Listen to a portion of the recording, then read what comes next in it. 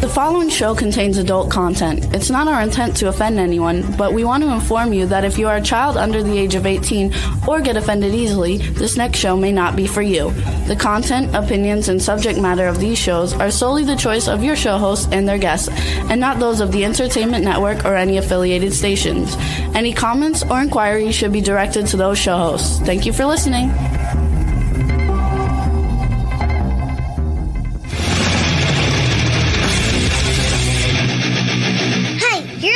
To the adventure in Pipeman on W4CY Radio.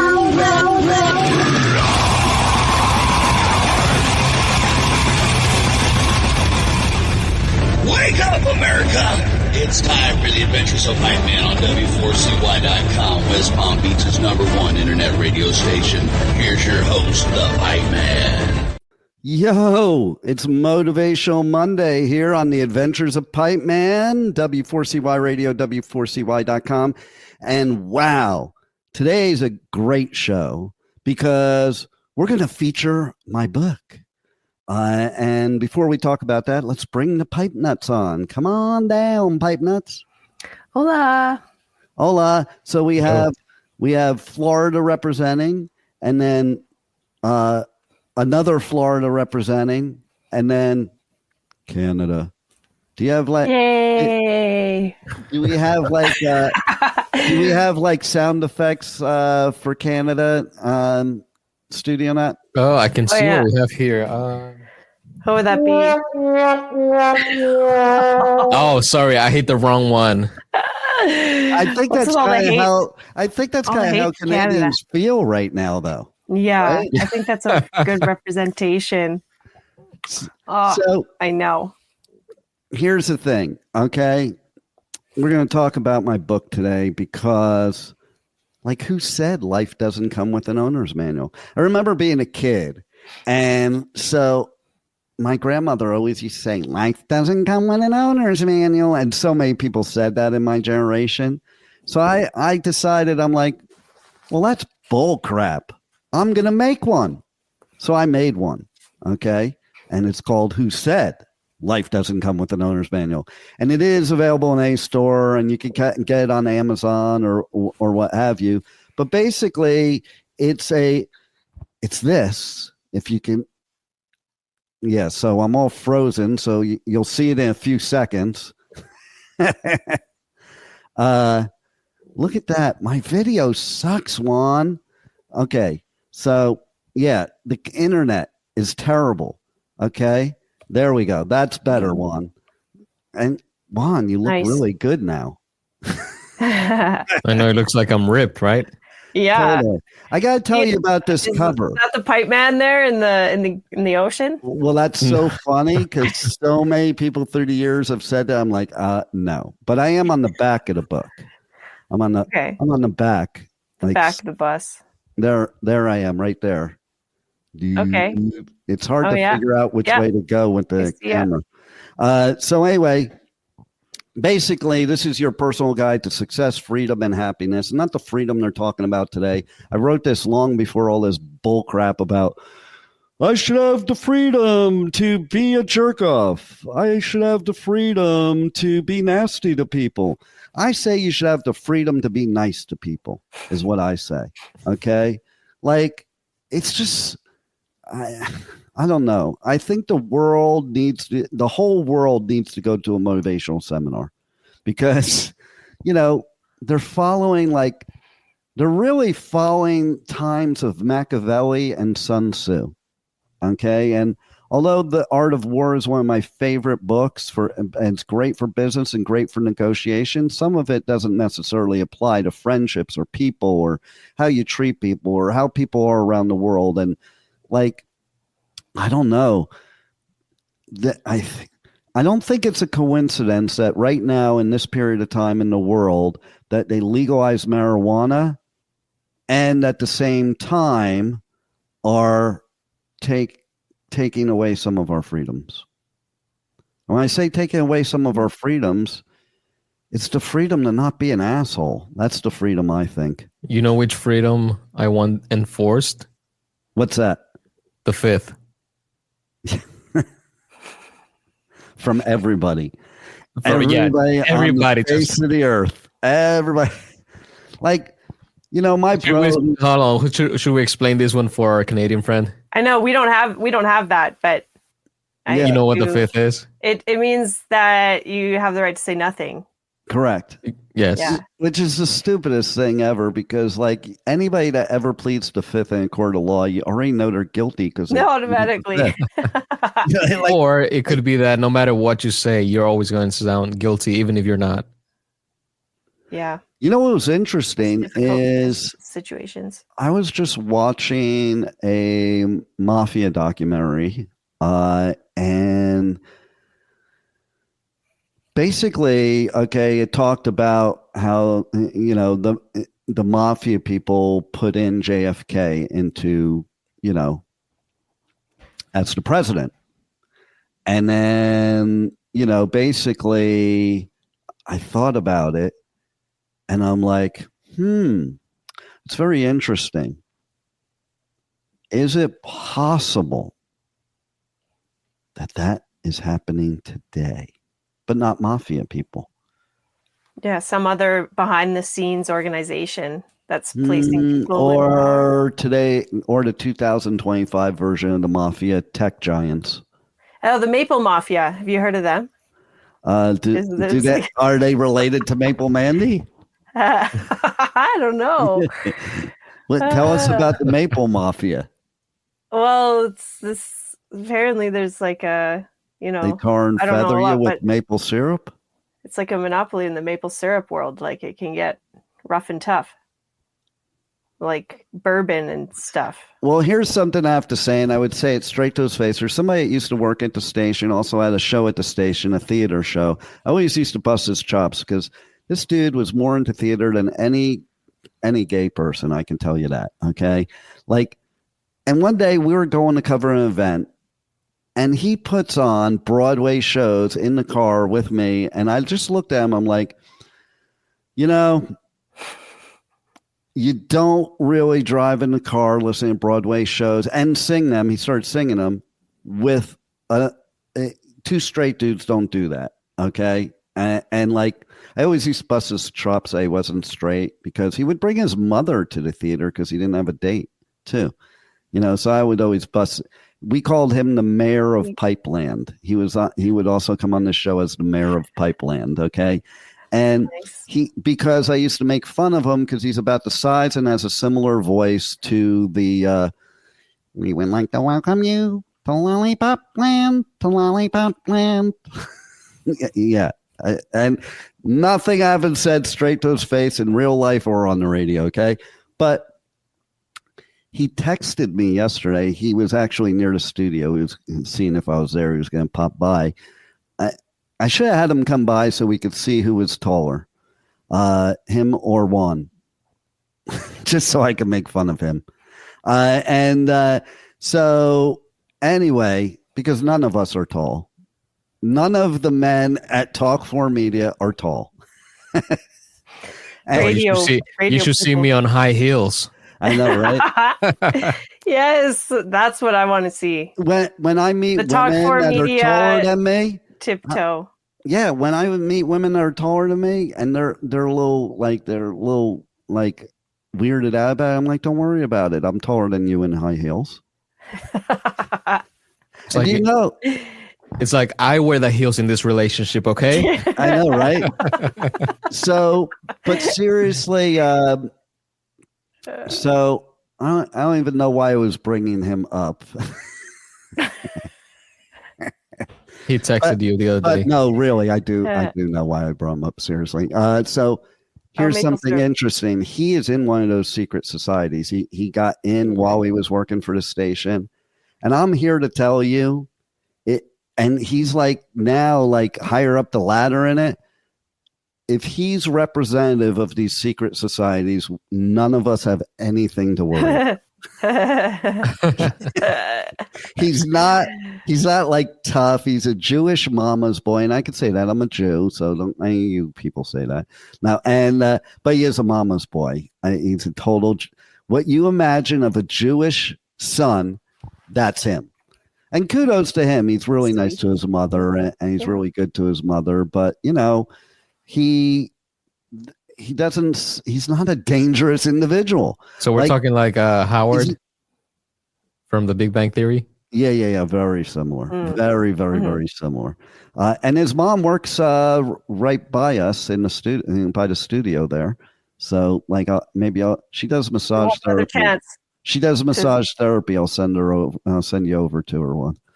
I'll send her into the studio while you're doing the show. Make sure the door's locked. She'll come in and start just giving you a massage while you're doing a show, and you'll be like, "What the fuck?" And it'll be Wednesday. So There you go. seriously, though, he is in one of those secret societies. I don't even know if I'm allowed to say he's a Mason. And they're the ones that supposedly control the world, is one of those societies that controls the world. I'm like, there's no way if they're all like him, they're controlling the world. It's just not happening. Different levels. Everyone knows the reptilians are the ones who control the world. Yeah. Well, yeah, they are. I think Right. the reptilians are Masons. Yeah. But I did used to give him Apparently. crap for it because he's a Jew, and Jews don't become Masons. It's basically a secret Christian society. Like, what's wrong with you? Well, it's not. It's Exactly what I not said to him. Christian. No, You it's just have not. to believe in a god. Yeah, I guess so. But- Juan's done his research. Doesn't matter which one. But most As long as Jews- you believe in a higher being. But most can get in. Jews don't believe in poobahs and hanging out at elks clubs. What's a poobah? It's the grand poobah of the Masons, just like on the Flintstones. It's the leader, the grand poobah. You never watched the Flintstones in Canada, I take it, eh? Yeah, I just don't remember, I guess. Like how I add that A1. Okay. Yeah. Oh, man. Yeah, the Flintstones. See if you can pull up a scene that we can show Nicole. Like of the big Flint- kahuna. Like of the big. Flintstones, and with Fred becoming the grand poobah or talking to grand poobah or something like that. And I'll talk a little bit more about the book here, because here's the thing. Okay. We just had an episode recently. The road of success is constantly under construction. I used to have a really cool poster that I might even still have in storage. But I think that's where we're at in the world right now. I think we're reconstructing the world is what we're doing. And in any kind of reconstruction, there's a lot of things that happen. Just like, okay, so in order to succeed, you must be willing to fail, and probably will fail plenty of times. People don't just succeed. They fail, then they succeed. Even when it comes to selling customers, do you know that it takes 7 no's to get to a yes? Did you know that, Health Nut? Well, I know a similar concept, like 7-Eleven, how it got their name. Oh, yeah, It's do like- tell, because I was really about to make fun of you when you were comparing it to 7-Eleven. So now I want to hear before I make fun, because it may be a good story. I'm pretty Well, sure it's I mean- because those are the business hours. They open from 7 a.m. to 11 p.m. No, come on. But go They're ahead. known for, like, It is late kind of night- how the things late night work. taquitos. You can only get those after 11 p.m. Well, it is kind of how things work. Okay, Motel 6? That's why they're called Motel 6, because their rooms were originally $6. And then the Super 8, theirs were $8. Wow. Now, Genius. you can't even get it for $666. The Motel 8. All right, so tell us about the 7-Eleven. Yeah, no, it's just something similar. Like, it takes people an average of 7 times, maybe to 11 times, to let something like sink in, or let it become a I didn't a thing think you go that's to. where you So were doing in- that. I thought you were like talking about it takes like 7 orgasms until you're done or something. That's where you're going with it, but I like that better. So what is that with 7-Eleven? So in marketing, there's been research that says yes, a marketing potential thing. client has to see or hear about your brand 12 times before they can even remember who you are. Exactly. Yeah. That's Yeah, absolutely true. And that's where that 7 no's comes in, because basically people also, when it comes into sales, they're programmed to say no. So you got to kind of get it out of them. And that's why it kind of is. And the thing is, most salespeople that do not succeed, it's because they don't go far enough. They didn't get past that 7 no's. They quit at 2 or 3, And really, the people that are going to be your best clients that do business with you are the ones that are going to follow that rule. It's not the ones that say yes to you right away. It's the people that give you the hardest time are usually your best clients. Just in plain terms, the people who play hard to get. Oh yeah, totally. But it's not about the playing hard to get. It's more about the fact that it's their own protection because they know they're easily sold. The people that are the biggest hard at you, they're the ones that are easiest to be sold, and they know it. So they put up this defense mechanism. Whereas the other people, they are just stroking you. That's the word we call in sales, stroking, because they're telling you everything you want to hear, and they're full of crap. They're doing whatever they have to get you off the phone or out of their business, or however you met with them, And so the easiest way to get rid of a salesperson, by the way, and the reason they do that is to say yes. Did you know that? That's the easiest way to get rid of a salesperson, because they basically, if you just say yes, they don't try to overcome the objection. Then they say, call me back in a week, and then you can never reach them again. Like, it gets them off the phone. They know if they say no to you, you're going to keep them on the phone. So the thing is, the same is true in relationships. How many times do people have romantic relationships and the guy didn't get the date the first time he asked, or the female didn't get the guy the first time she flirted with him? Does it happen to you? Let's go. Which one? Whoever wants to answer, but we'll start with Studio Nut. We'll start with Studio Nut, okay? Have you ever done that to somebody else, not on purpose, though? No. So you've never on my end, I'm always very straightforward.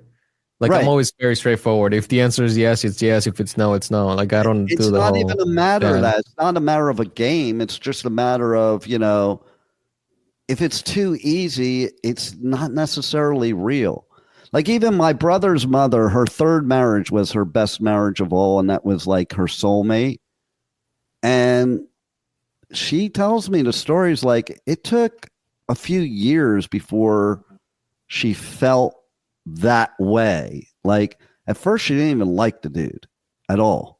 Like, and that I found that in my life, like, the women that I date that are the ones that were the easiest to ask out are the ones that are not the right one, not because they were easiest, because they weren't being real right from the get-go.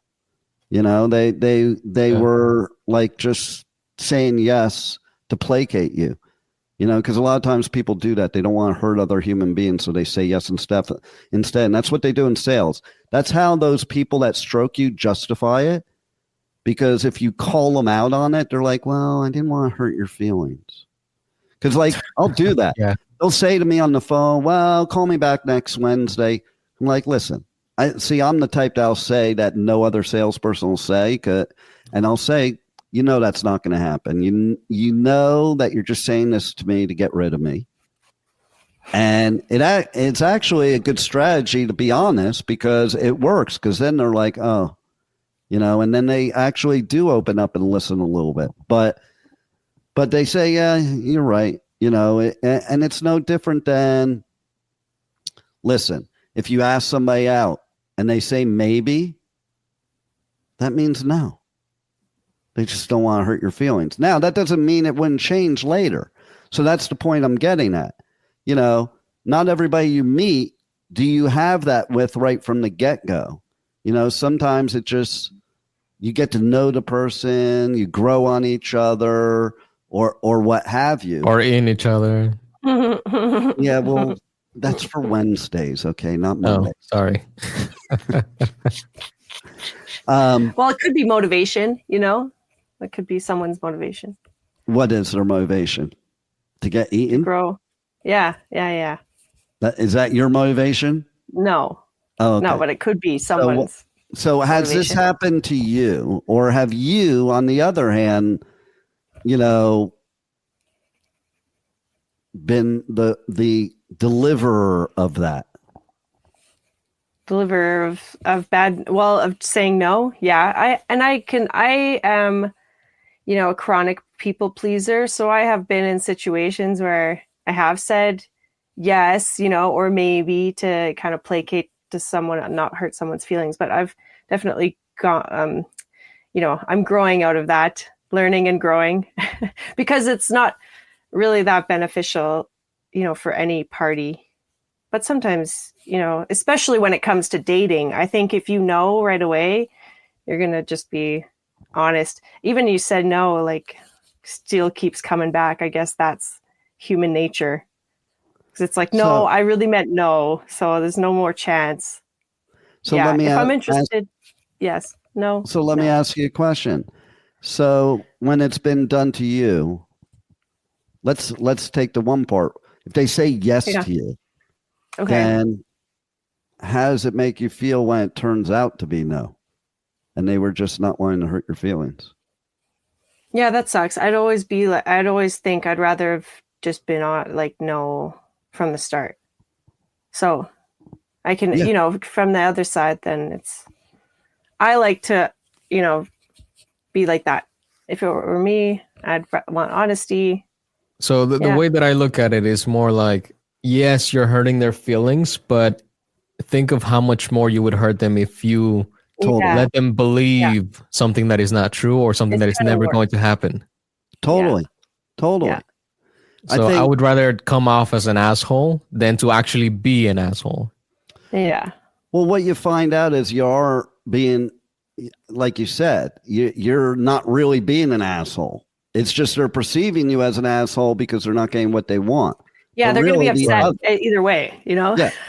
There's no winning in that. Much worse than you're, But so people aren't doing it because they're trying to be mean, but really they are. And I think that's something that people have to know, that you're not really being nice. I've told that to people before.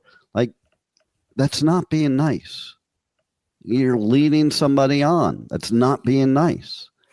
And but sometimes, you got to like you said before, things can grow on you and maybe you're just not sure. Change. So is it, so at first maybe it's a maybe or a yes because I'm curious, I think that there's but see, yes shouldn't be for curious. Maybe should be for curious.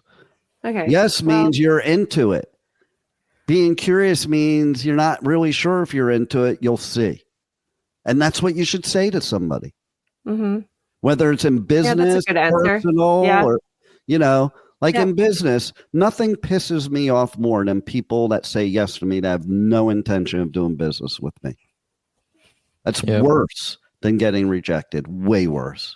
Because you waste my time. You get somebody's hopes up. There's even people out there in the business world, sales world, that they change their life based on those answers. Like, I'm the type of person, like, I don't believe a deal's a deal until I spent the commission check. That's kind of my, motto. Meaning, somebody that's going to stroke me and I get off the phone with them and I'm like, oh, that's a deal. And I go out and I buy something because salespeople do that. They make a commission. They go out and buy something. And then when you call them back, you can't get a hold of them and stuff like that because it really wasn't a yes. And they're very convincing. The people that do that are very, very convincing. I always try to force the no out of those people. Like, I love when people give me a lot of resistance on a sales call because it means they are interested. It just means you haven't told them anything yet that makes them want to say yes. But they are interested and they're waiting for you to give them some ammunition. Opposed to the other person, oh, yeah, that's the greatest thing. And like, oh, yeah, like, I can't tell you how many times when I've told people my normal rate, they say, oh, that's nothing.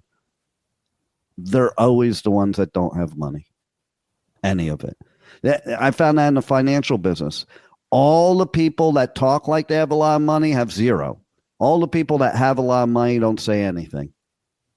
So it's the same thing there. Okay. I used to have people I call up and I'm like, you need a minimum of $100,000 for this investment. Oh yeah, it's no big deal. Yeah, and I would get people to say like that. Those were the people that just never had the money. And I would eventually just say to them, I'm like, just be straight with me and just tell me you don't have the money instead of telling me what you think I want to hear. Yeah, well, I blah, blah, blah, blah, blah. And that's what happens. They'll give you these reasons that they think it's justified, So I think one of the things about succeeding in business and life is having proper communication.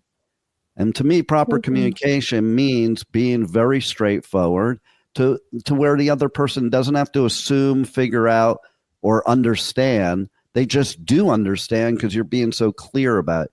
And we do speak different languages, whether we're from different places, have different ethnicities, different genders, because our minds work differently. So I think that's one of the things in an owner's manual is you could be from the same place, exactly the same place, and just different generations. Totally. And you would still think differently. Exactly. So you can't ever assume or you can't ever leave anything gray in communication, because that's when you'll get the gray or the withholding information.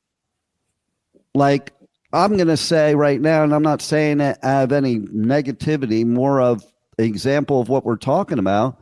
When I got divorced from Thing One, she says to me, I really hope you find what you're looking for because you're like the most romantic person I ever met. I'm just not into that.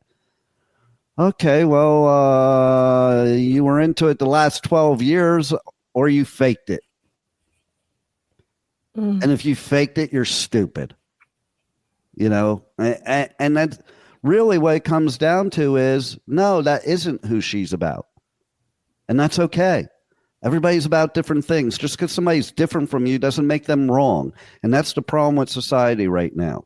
Okay? Everybody has different variables, whether it be where they grew up, where they're from, where they've been, what their education is, what their jobs have been, who their friends have been, who their family has been. There's so many variables that make people believe what they believe. So maybe find out why people think the way they do instead of attacking them like we do today and calling them names because they're different than you. I don't want the whole world to be just like me. Okay? That would be kind of boring. I think we should be different, and the fact is we should think differently because that's how we learn from each other. This whole thing of only listening to one news station and only having certain people, like I talk to people I know and I'm like, and they'll say something like, I only want people that believe what I do on my feed.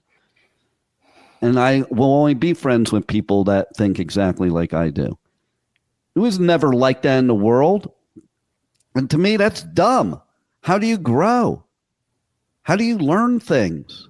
How do you even learn to your own thing? Like, to me, talking to somebody that has an opposite viewpoint of me will either teach me that my viewpoint may be wrong or may need changing, but it also might also confirm my viewpoint to me, and so the whole idea of just being around people that think just like you do, act like just like you do, it's one thing if there's somebody that would be very hateful towards you.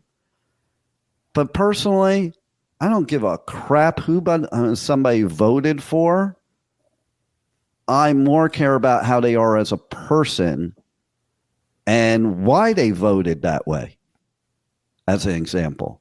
Because maybe they have their reasons. I know people in 2016 that voted for Trump that didn't like Trump and certainly were not Republicans, but they voted for Trump because they were in an industry that if Hillary was elected would have dropped their income down to a third. So yeah, if you have a family that you have to take care of, you might vote in a way that's going to feed your family. And that doesn't make you a jerk off. It makes you somebody taking care of your family. And maybe you should have the time to sit down and have a conversation with these people to find that out, to maybe understand, because you're just assuming it's their values, because that's what everybody assumes every day. Your values are who you vote for. It's not always the case. And there's a lot more like tangible pieces that go into what people do things for. No doubt about it. And most of these people that vote, they don't really know the person or their values or any of that. They just think they do, Mm-hmm. But they're voting for other reasons, Yeah, and there's only like so many to choose from, like that's exactly tough decisions. Yeah. But I think my lesson is like the world's gone mad to where we're so mean to each other. And like I saw something I shared on my Facebook the other day that talked about my generation and when we were younger. Okay. So you could vote for Carter. I could vote for Reagan. And after the election's over, we aren't attacking each other anymore. We're not fighting or arguing with each other anymore. And we're just united. That's the way it used to be. If you look back to when remember Reagan, like times like that, everything got very divided over the last few years. Oh yeah. It's part of the plan, know? Yeah, of course. That's how they get everything. To me, all the politicians, left, right, sideways, upside down, I don't care. They're all on the same team and it ain't mine. Yeah, it's so true. Yep. Exactly. I know. And I want to know who decided. Let's just all band together. Well, I don't know who decided this, and it has nothing to do specifically with any president now, just in general. Years ago, everybody used to say, oh, we should have a businessman as president. And I said no then, and I say no now, because a businessman's primary motive is profit and benefits. So there's no way they could be the president of the United States of America and not consider how they could benefit from that. And that's not a bad thing. It's just that's why they shouldn't be president. It should truly be a public servant, somebody that has nothing to gain by it except to work for the country. And is there anybody like that out there? Probably not. But a business person's the least likely person, and not because they're a bad person. It's because that's what you're trained in your career. That's how you run something. That's why people want businessmen to run the country, because they think the country is a business. It's not a business. If you went to college, you would find out that government and business are run completely differently. And if you ran a government like a business, it would not be good. And well, yeah, because then there's room for you can pay someone off and stuff like that. I mean, come on. Money talks. Now, could you have businessmen as advisors? Yes, but it's what their motive is. So their motive is always going to be profit and benefits, period. So if let's put it this way. If they're going to give you advice, are they going to give you advice that's going to affect their business positively or negatively? They're not going to do it just totally. Depends on the individual. No, I don't think so. It's not going to be selfless. Mm-hmm. Why are they going to give a selfless advice that could possibly ruin their company? Think about it. It's their way of feeding their family. Okay? Mm-hmm. So, if you were giving advice to the Prime Minister of Canada, and that advice would cause you to no longer be a practitioner of traditional Chinese medicine, would you necessarily give that advice? No, but if someone came to me and with something and I felt someone was better suited for it, I would share, refer, at the end of the day, I want what's best for everybody. So sometimes I'll sacrifice the business for if I think it could be better for them. Sure. Well, but what kind of sacrifice? So like sacrificing in some way, but if you're sacrificing your whole career, not whole career. Yeah, that's my point. If it was a whole career move, then yeah, no, for sure I'd be like, motive. But on a smaller scale, like in the day-to-day, there are times where you'll be selfless like that. I think that's also good practice and makes you like trustworthy. Selfless is good. I'm not saying it's not, but there's certain areas people are selfless and there's certain they're not because they can't afford to be. Can you afford to lose your whole career right now and start completely over right this second? Probably not. It'd be tough. Yeah. And probably you would weigh that the benefit of your advice would not be worth that risk. And right. Now take it a step further. Okay. You take somebody that think about it.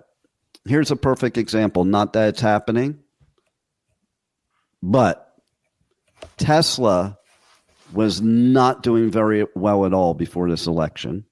Still not doing great. But it is amazing how all these people that were Tesla haters are now all of a sudden the ones that think they're the greatest thing since crushed ice. And guess what? Those are the people that have the money to buy the more expensive ones. All my liberal friends buy the cheapest Tesla there is, and all of my conservative friends drive that ugly, cynical thing that is like super expensive. Cybertruck? Yeah. It's the ugliest thing ever. And I can tell you, I see them everywhere now. Everywhere. And I can assure you it's not liberals buying those. I can assure you that. Yeah. It was an Asian lady driving this one. I saw. Oh, yeah? Yeah. So the point is, and it doesn't mean somebody's not doing for the better good, but they're going to do for the better good and benefit themselves at the same time. Whereas if you take a true public servant, it doesn't affect their livelihood or their career. Usually people that do public service, their career has nothing to do with that public service. It's, the ones that are truly doing public service. I'm not talking about people that go into politics, because most people, by the way, go into politics for exactly those reasons. More money, more benefits to their business or their own life. And if they can help some people along the way, great. Yeah, but that's more so like the part of the business that is like, okay, this is going to make me feel good about my decisions. Mm-hmm. Yeah, exactly. It's like balance it out. Yeah, totally. So, but I think, again, we all need to communicate and communicate properly. Assertive communication makes a difference. And I think you're absolutely correct. And I think instead of being negative, instead of attacking, instead of name calling, what are you accomplishing? I want to know what these people are accomplishing out there in the world that are being just total jerk-offs. I mean, what are they really accomplishing? It's not helping their business. It's not helping their personal life. They're angry all the time, so it's not helping their mental health. Okay? So I have this philosophy that's in this book here. Who said life doesn't come with an owner's manual? And of course, in my slow internet, I don't know when it's showing it or not. It's showing. Thank you, Juan. Yeah, there's lots of oceans. Thank you, Juan. And so basically, one of my things is think as if and act as if. And it is think as if you're already where you want to be, and then act as if you're already where you want to be. And the reason for that is because it's a GPS. So if you would like to be, let's say you wanted to climb Mount Everest, And that's a goal of yours. Well, you have no clue how to do that. You have no clue what it's about. So you could just go try like that and probably would not succeed. But when you think as if or act as if, you know, like it's a step up from the fake it till you make it thing. And the fake it till you make it does work under certain circumstances, but there's more to it than just faking it till you make it. It's actually believing. It's not faking it. Like if you already believe you're successful, your brain will give you the roadmap of how to get there. But if you already think that you're going to be a failure, your brain will give you that too. And the perfect way, you know, it's funny. I was just watching some surf videos of this one and this guy teaching how to be better at riding the face and doing pop-ups. And one of the examples he gave was a similar thing as what I'm doing right now. He did a visual in the video of riding a bike. If you ride a bike and you look at the pedals while you're riding the bike, guess what's going to happen? You probably run into a tree or something. And that's what happened. He ran into a tree. And in surfing, it's very much like that. The surfboard goes wherever you look. You go wherever you look. It's so slight that most people don't notice it. But even when you're walking, have you ever noticed when you're looking towards the left that you start walking that way, even if it's just a little bit? You're no longer walking straight. It's always like that. It's like that. And so it's like that with surfing. You look where you want to go. If you look down, you're going to wipe out. They say it all the time. If you look down at your board or your feet, you're going to wipe out. Look where you want to go. And it's amazing because when you do look where you want to go, that's exactly where the surfboard goes. Well, that's the whole concept of the think as if, and even more so act as if. Because then you are always looking at where you want to go in life. You're not looking behind you. You're not looking to the side of you. You're looking at where you want to go. And ergo, it's much easier to get there. And if you have the roadmap to get somewhere, it's also much easier to get there. Our brain works as if it always wants to be right. So whatever you tell your brain, it's going to be right. So all these people that are angry, attacking, they're right, but they're making it right. But what if they change their attitude? What if they change their thought process? And most importantly, what if they didn't give a crap so much about what other people do that doesn't affect their life in any way, shape, or form? Like that blows my mind how much time that they spend on that kind of stuff. The stuff that is negative to their life, that has no impact on their life. Like I think we have, I don't know how many actual fresh new ideas come in per day, but usually everything's just on, hamster wheel. Repeat thoughts, repeat beliefs, repeat experiences. Like, we're all just operating off of ways we have in the past. It's just what we do, what we know. It takes effort to shift. Just replace. That stuff. Yeah. Yeah. I mean, it would be great if we could have the mind, what do they call that? Mind flayer or something that wipes your memory. Right. Please be kind and rewind. Please look. Yeah. Please look at the light. Yeah, exactly. Yeah. And sometimes I wish I could do that, or what's that movie? Men in Black. Eternal That's Sunshine for a Spotless Mind or something, where the guy wipes his memory. Only Canadians would come up with a name for a movie that's that long. Yeah, it's like a dark. I don't even remember the name. You just said it 2 seconds ago. Yeah, I know, it's etched in my memory now. Yeah, I think they did some kind of mind tricks in there. So one thing messaging.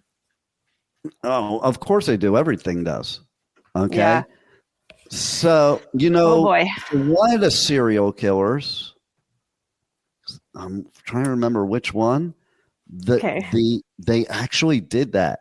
They were showing a video in the courtroom and they put in subliminal messages that they knew would make the defendant react.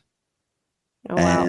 And yeah, that's how they got their guilty verdict, because he lost his crap, and Wow. and the truth came out right in the courtroom. Whoa, crazy. So Clever. here's the thing too. You know, they have that movie Scrooge where you go to Christmas Pass or whatever. I've had that experience. I think everybody should have that experience somehow, and you can create that experience for yourself.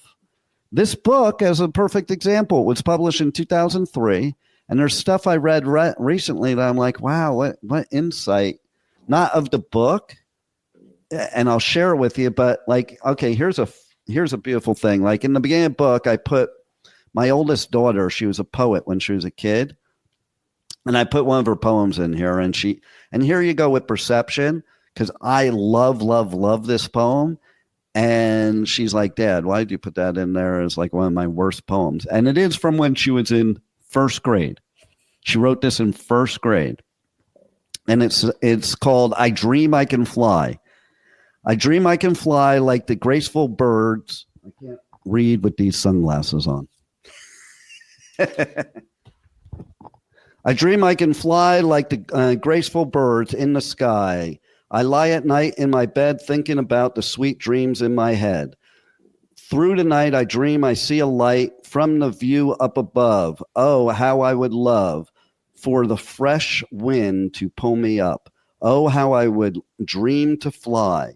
But until then, I will try. Goodbye, goodbye. Until I can visit you from up above, I will lie. So, you know what I get out of that first grade? Is why we should leave the kids the frick alone. Okay?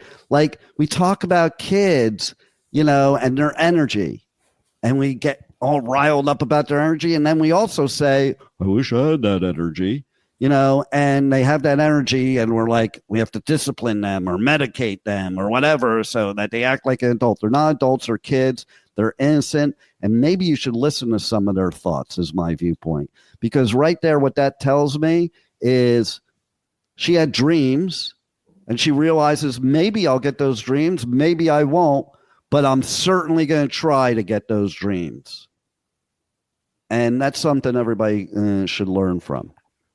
And so, you know, there is some funny stuff. Okay, so let's do a little of that. I'm going to read something to you, and I want to hear what both of you think from that. I have to find it, though. It's in the dedications. Yeah, but that was deep, though, because I know, in first grade, I was fighting other kids for marbles.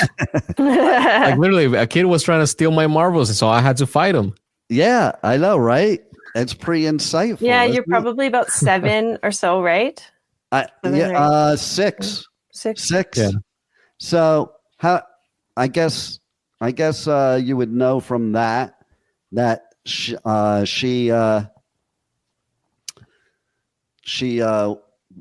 was the daughter of a motivational speaker. Pipeman didn't even exist then, by the way.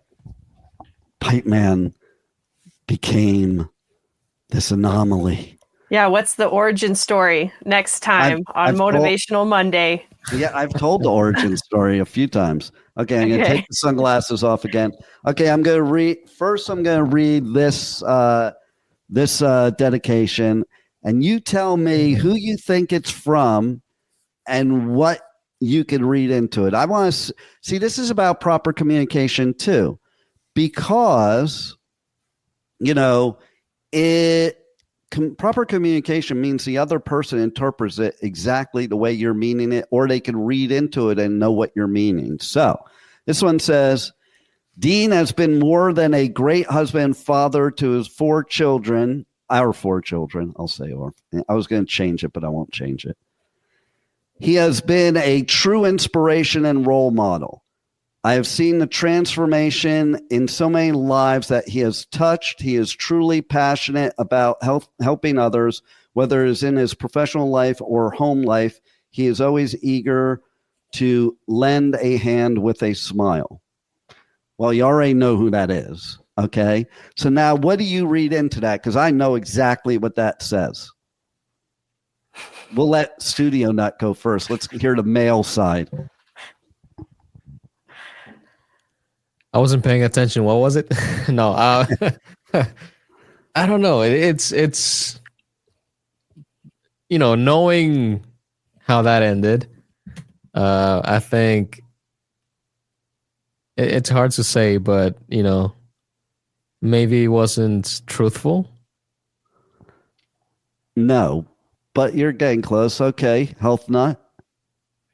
Well, I think there's a lot behind that, right? I don't think there's a lot behind it. I think it.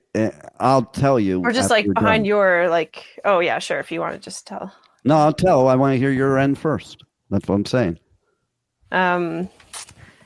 Yeah, because we don't know like the whole history. Well, I don't know. I don't think you have to know the history, do you? You don't have to. See, that's no, but I mean that's like an appreciative. Sometimes when we actually stop and reflect on like the difference someone makes in our lives, some like you're so Canadian. It is deep in there. How Canadian. That was like the nicest perspective you could have gotten. I know that was so. Yeah, Canadian. because sometimes you just now tell let me people. tell you. Okay, so now let me tell you what I see in that. Okay, first of all, I got divorced in 2004. This was 2003. Well, published in 2003. Written close to that. Okay, that was somebody that was telling the truth. No, I do think telling the truth about me as a person with zero emotion and zero vested interest. It was just a very matter of fact, with like almost generic, not generic, but totally generic, but like hallmarky. Yeah, well, not even hallmarky, more of this is really what I think of him as a person, especially as it pertains to being an author of a book. But there was nothing that said there, this is the love of my life or soulmate or whatever, or this is even my husband.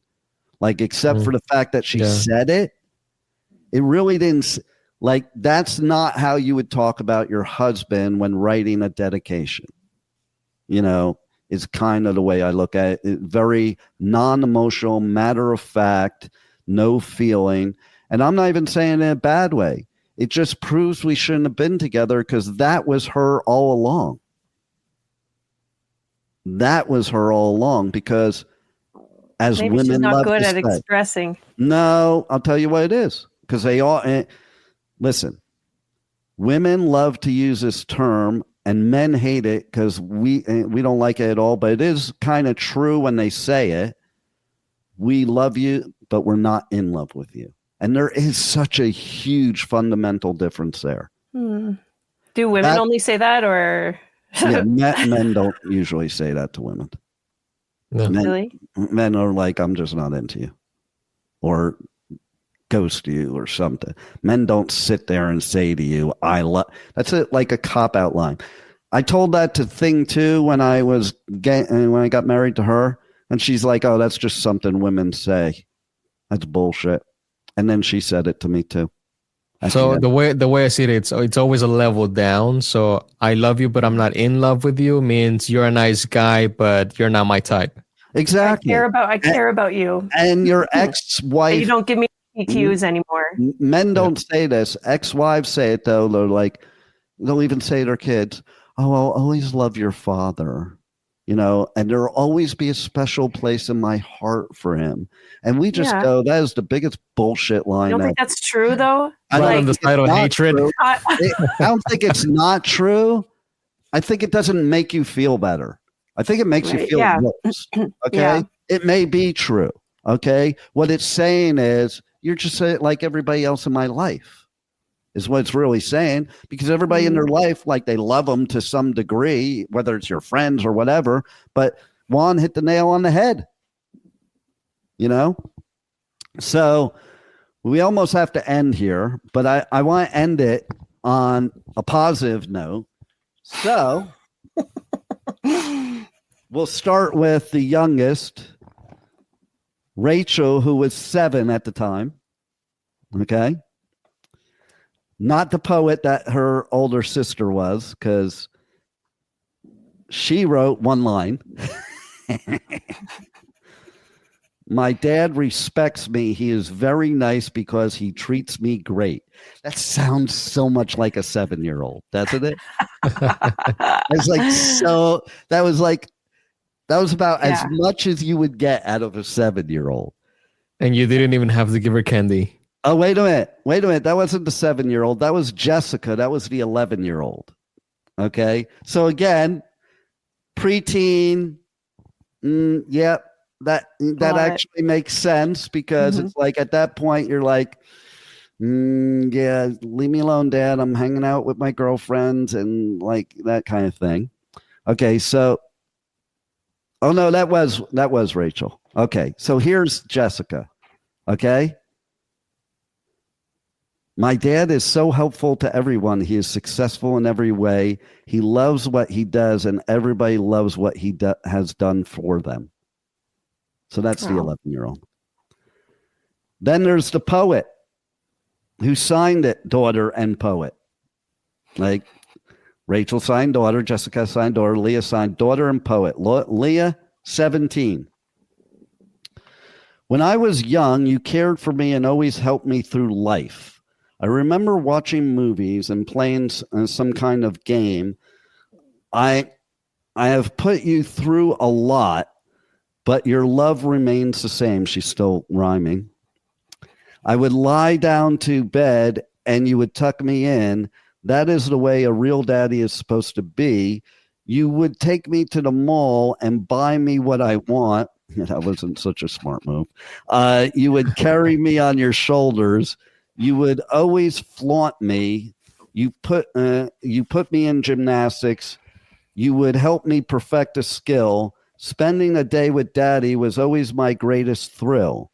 I got a little older, made a mistake or two, but Daddy, I want to say I really love you. So she made that. Yeah. And then there was Derek. So we'll get the male. Derek, 18. For as long as I can remember, my dad has been a stand-up person. He is someone I can relate to and has been a good influence to me. My dad has been there for me through thick and thin to help me in all areas of my life. All of our experiences caused me to think the world of him. For these reasons, I am proud to call him Dad. Now, see, those top two, the two older ones, they tell you about the communication between males and females and how they communicate differently. You know, and you could totally tell, if I didn't tell you who it was, you could totally tell one was a male and one was a female. I could tell, you know, especially that age, you know. So that's a lesson that we need to learn how other people communicate. We need to listen to people, not hear them. Listening is so much different than hearing. You can hear what people say, but listen to what they're really trying to say to you. And on that note, we got to go because we are so out of time. So go to Amazon, look up Who Said Life Doesn't Come with an Owner's Manual by Dean K. Piper. You could get it in hardcover, paperback, ebook. I was just trying to say hardbook, and I was trying to say hard and ebook at the same time. Hardy book. It's a Hardy book. It's like the Hardy Boys. I used to read the Hardy Boys. Nancy Drew. All right, well, I'm going to run right there and get your book. Okay. Do it. Well, we got to run because otherwise we're going to interrupt another show. So This has been another version of, I don't know if it's Motivational Monday or Manic Monday, or maybe it's Motivational Money Monday. I don't know, but it's the Adventures of Pipeman. Magic Monday. And I am right now at the NAB conference. And when I get back in a couple days, we're going to talk what happened there because there's so much cool stuff going on and so much happening and so much that's going to be great for this show and the station. So stay tuned. Tune in to the Adventures of Pipeman, 1 p.m. Eastern Time, Monday, Tuesday, Wednesday, here on W4CY Radio, W4CY.com. Roll it, Juan.